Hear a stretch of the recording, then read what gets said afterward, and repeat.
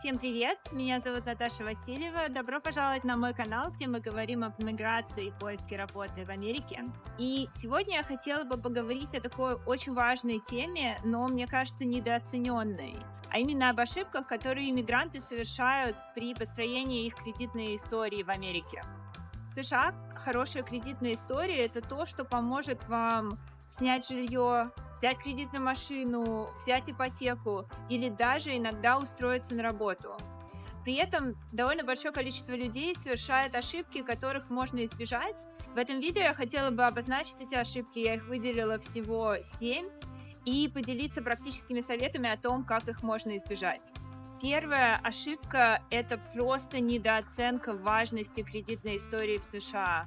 И это понятно, потому что на самом деле очень мало стран, где кредит настолько важен, как в США.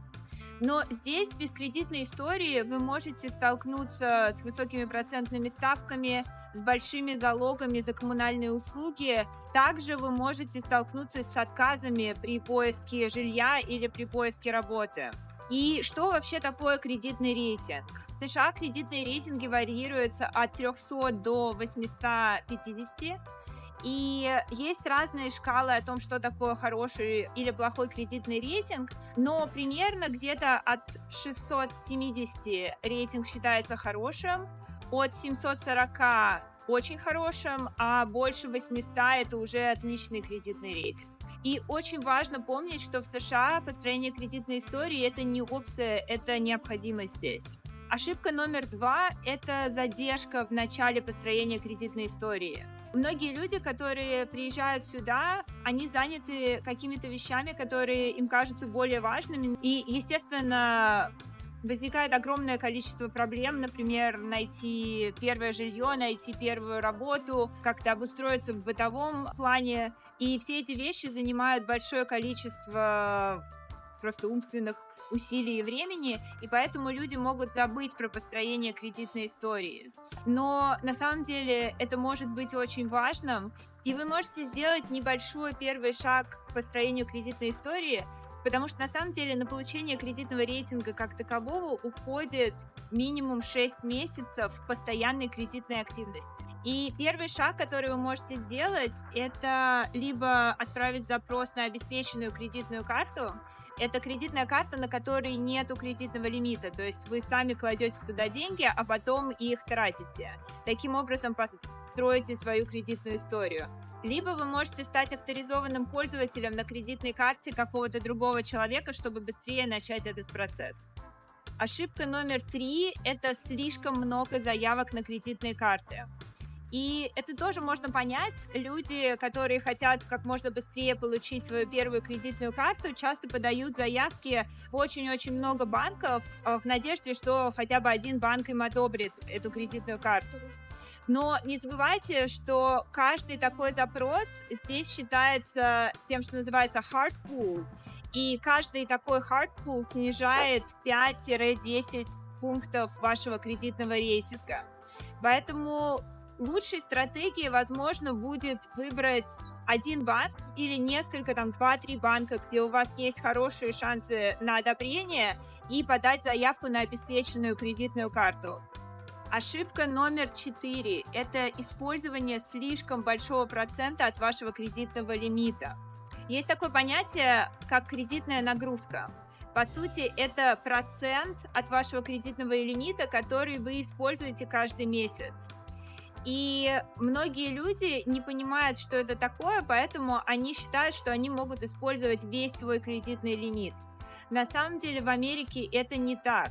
Чем меньше процент от своего кредитного лимита вы используете, тем меньше кредитная нагрузка и тем лучше ваш кредитный рейтинг. Когда формируется ваш рейтинг, кредитная нагрузка составляет 30% от всего кредитного рейтинга, поэтому это очень важно. И что такое хорошая кредитная нагрузка? Это когда вы используете меньше 30% от вашего кредитного лимита. То есть, например, у вас кредитный лимит $1000, если вы используете $300 из них каждый месяц, это очень хорошо. Отличная кредитная нагрузка – это меньше 10%, то есть $100 от 1000. Причем тоже здесь важно понимать, что кредитная нагрузка считается только один раз за месяц в момент закрытия вашего стейтмента, то есть в момент закрытия месяца. То есть в течение месяца вы можете использовать даже полный ваш кредитный лимит, если вы доложите достаточно денег, чтобы на момент закрытия было, допустим, 10%, это все равно будет считаться отличная кредитная нагрузка. Пункт 5 – это пропуск платежей. И вот это, наверное, самая важная вещь. История платежей – это то, что составляет 35% от вашего кредитного рейтинга. И даже если вы пропустите всего один платеж, это может очень сильно понизить ваш кредитный рейтинг, а также этот пропуск платежа остается в вашей кредитной истории на срок до 7 лет.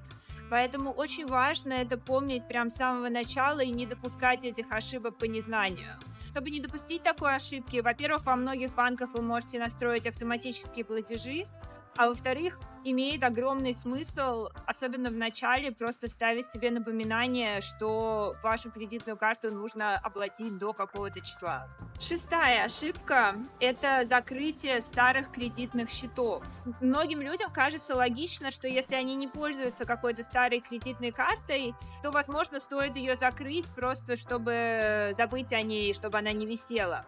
Но на самом деле это может быть не самой лучшей стратегией, потому что в Америке также очень важна длина кредитной истории.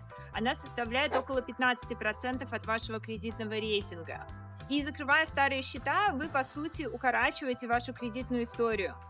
Поэтому, на самом деле, неплохой стратегией может быть сохранять ваши старые кредитные карты и совершать по ним покупки, например, там каждые несколько месяцев одну покупку. И таким образом эта история платежей у вас будет продолжаться. И последняя, 7-я ошибка – это отсутствие контроля за своей кредитной историей.